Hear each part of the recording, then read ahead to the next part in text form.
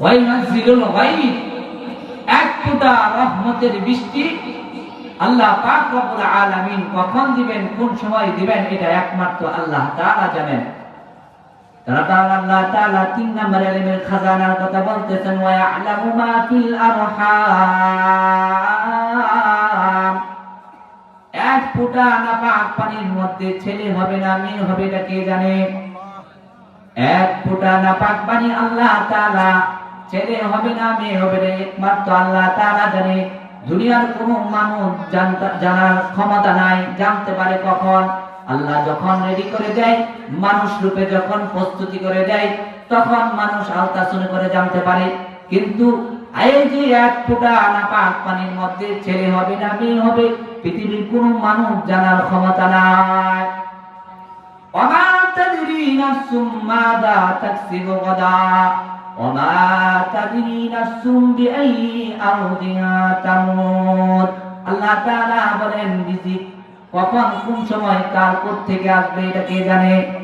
আল্লাহ তাআলা জানে। রিজিক এই মুহূর্তে আপনি ঘরের মধ্যে খাইতে বসছেন, অন্য জায়গা থেকে একটা ফোন আসছে, এই মুহূর্তে আমার বাসায় আপনার দাওয়াত। দেখেন আপনার ঘরের রিজিক তুইয়া দাওয়াতের খাবারের মধ্যে অংশগ্রহণ করেছেন।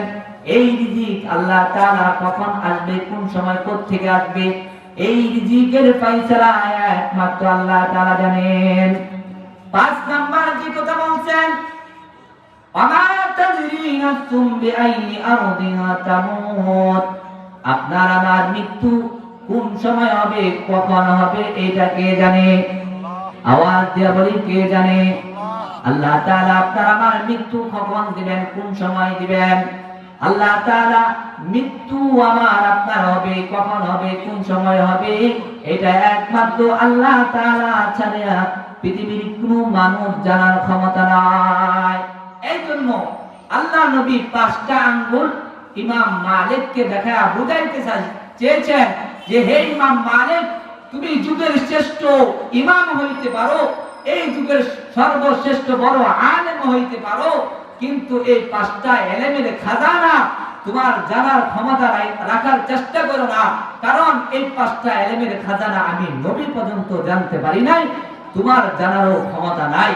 এই জন্য আল্লাহ তাআলা বলেন, আমরা সকলেই মৃত্যুবরণ করতে হবে, মৃত্যু স্মরণ বেশি বেশি আমাদের করতে হবে। যে মানুষ যখন মৃত্যুর স্মরণ বেশি বেশি করবে, কবরে যায় যখন কবর জিয়ারত করবে, মানুষ যখন গুনাহ করতে করতে কলবের মধ্যে দাগ ফেলে দেয়, কলবের মধ্যে যখন